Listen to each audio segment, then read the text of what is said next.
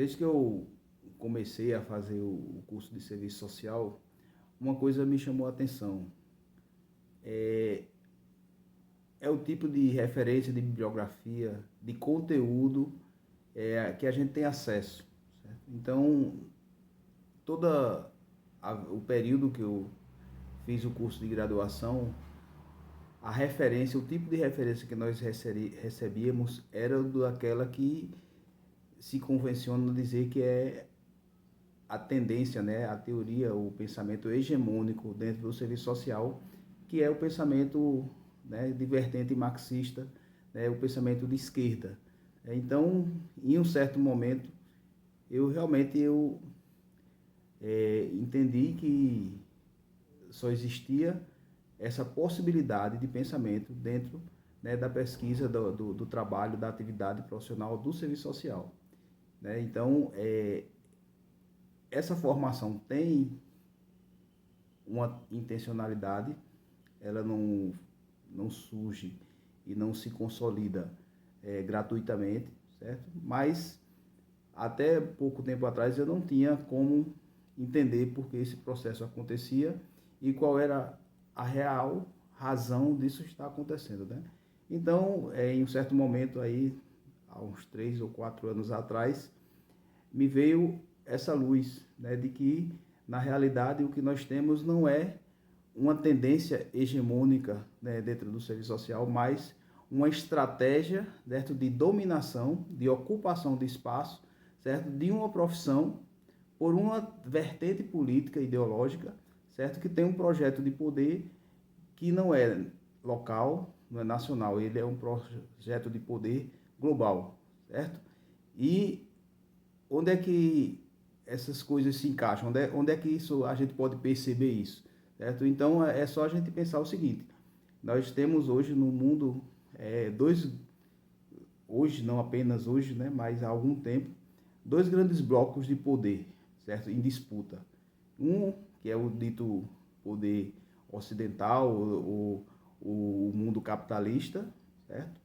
E o outro é o poder comunista, o poder socialista, o modelo encabeçado, por exemplo, pela Rússia e pela China, certo? Então, de um lado nós temos aí uma referência do grande capital mundial, dos Estados Unidos, e do outro nós temos China, Rússia, né, Coreia do Norte, representando essa outra vertente de poder, né, que é o poder comunista. Até um tempo atrás a gente conhecia como a famosa Guerra Fria, né, no pós-Segunda Guerra Mundial, onde o mundo foi dividido nesses dois grandes blocos aí em disputa até hoje, certo? Então, o serviço social, explicitamente, foi ocupado, certo, pelo bloco de poder que tem como referência o pensamento comunista, o pensamento marxista, certo, que é justamente o que a gente tem aí encabeçado pela China, pela Coreia, pela Rússia e alguns outros países aí, né, que tem essa ideologia a sua base, a sua referência, certo? Então, eu pensei, poxa, o que é que a gente pode fazer aí para entender, né, esse processo e trazer mais realidade para dentro da discussão teórica e intelectual dentro do serviço social. Eu tinha que levantar, né, algumas possibilidades, né, eu vou chamar de tese, e eu levantei uma tese. É de que nós praticamente desde, né, da década de 70, 80 principalmente, nós temos sofrido um processo de clonagem. Nós estamos, ao invés de nós estarmos nos tornando intelectuais, produtores de conhecimento, nós na verdade estamos reproduzindo ideologia, reproduzindo pensamentos, né, que já estão fechadinhos, que já estão bonitinhos dentro de uma caixa, e desde então não saímos disso. Não saímos disso enquanto profissão, enquanto intelectuais, né, aos que são intelectuais, né, por conta, certo, da estratégia de ocupação que foi e vem sendo utilizada a partir, digamos assim, se a gente for dar um marco referencial, do Congresso da Virada de 1979 e, sobretudo, a partir da obra, né, monumental aí de Marilda Yamamoto, certo? De 1982, que é Relações Sociais e Serviço Social. Então, essa obra, ela demarca muito bem, certo? Quando o serviço social começa a ter os seus neurônios adestrados para um determinado tipo de pensamento, em detrimento da produção intelectual realmente mais livre, mais independente e mais diversificada. Então, a minha intenção é estudar todo esse processo, estudar essa trajetória, né, de desenvolvimento do serviço social. Não é nada fácil, não é simples. Eu levantei essa possibilidade com um projeto, né, que eu apresentei à seleção de mestrado o ano passado, 2023, certo? Infelizmente não foi aprovado, porque vocês sabem que para você entrar num mestrado ou num doutorado, o seu projeto não é o que você quer. Ele tem que estar alinhado com os interesses, né, da banca, dos doutores que vão receber você. Então, você, na realidade, você não entra com o seu projeto. Você entra com um projeto que atenda aos interesses, né, de uma pesquisa, de um doutor, de um departamento de estudos lá, né, da universidade. E por isso, né, como o meu projeto não atendia aos interesses, né, da pessoa a quem eu apresentei a proposta, então ele não passa. Tem a questão técnica, claro, às vezes você erra, né, você não faz o projeto adequado, de acordo com as normas, de acordo com os preceitos que manda lá a universidade, mas também tem a questão do objeto em si, que no próprio edital fica claro de que se ele não vai atender aos interesses, né, ao que o pesquisador doutor lá está pedindo, você não vai conseguir ser selecionado, certo? Então, e é esse projeto, de certo modo, que eu tenho colocado em andamento, certo? Se eu crio um nome de fantasia para ele, né? Que eu chamei de a Revolução dos Clones.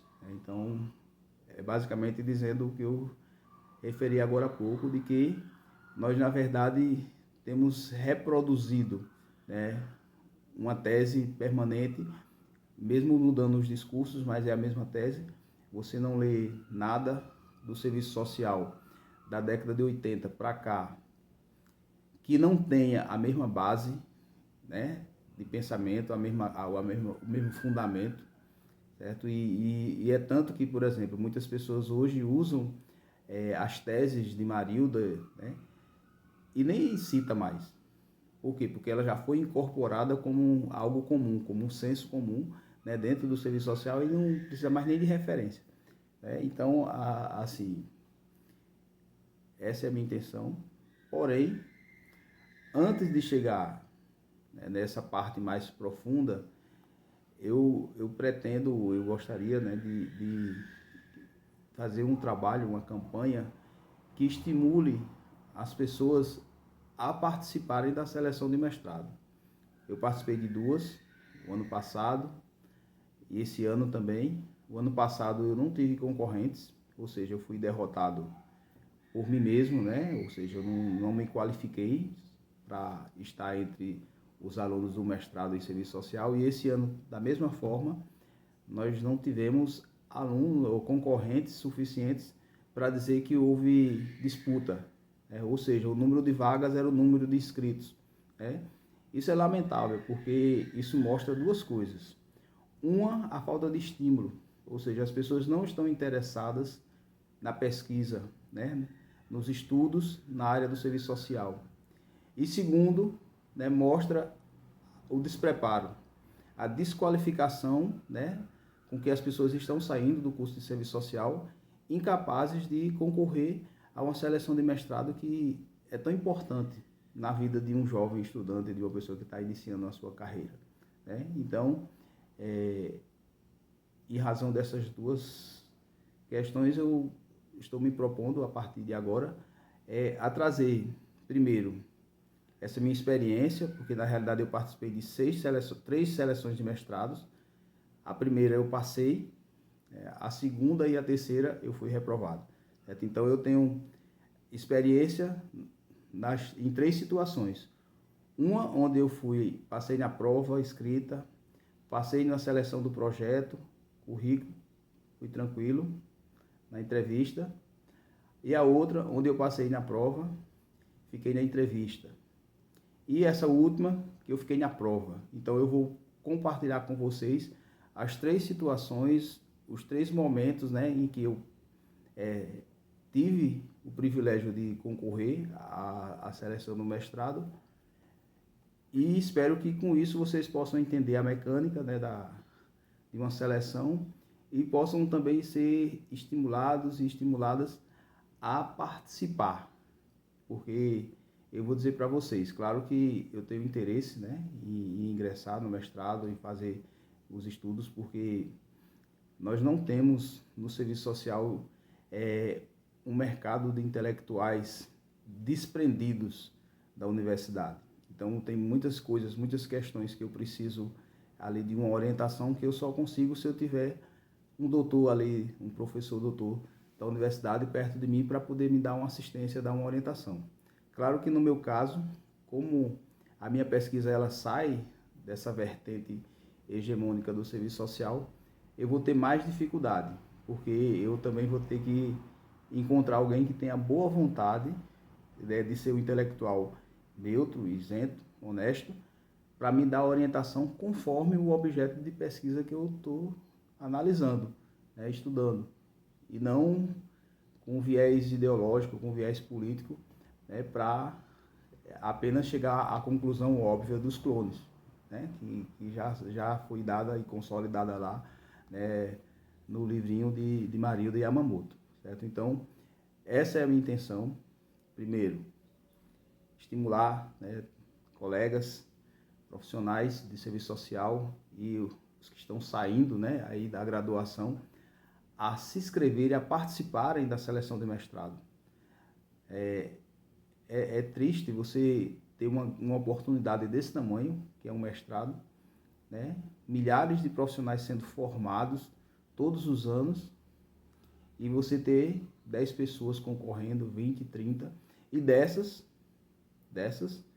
30%, na qual eu me incluí, certo? Serem incapazes de tirar uma nota acima de 5 numa prova escrita, certo? Ou seja, se fosse hoje fazer o Enem, eu era reprovado na redação. É um negócio muito sério. Isso mostra uma deficiência formativa, né? Ou na formação do profissional, ou na qualidade de quem está avaliando, né? Porque também pode acontecer da avaliação ter algum tipo de juízo de valor. A princípio, a gente sabe que não deve ser assim, que não é adequado que seja assim, e como supostamente as provas são anônimas, não tem como você julgar a pessoa, você julga o conteúdo que está lá. E é por isso que a gente vai estar compartilhando o que eu pude coletar de informações da seleção de mestrado, certo? Então, eu não espero uma audiência, eu espero pessoas que possam conversar, que possam trocar ideias e que tragam também opiniões divergentes para a gente poder colocar aqui em discussão e levar, né, à frente esse projeto, que ele vai favorecer também o meu desenvolvimento, certo?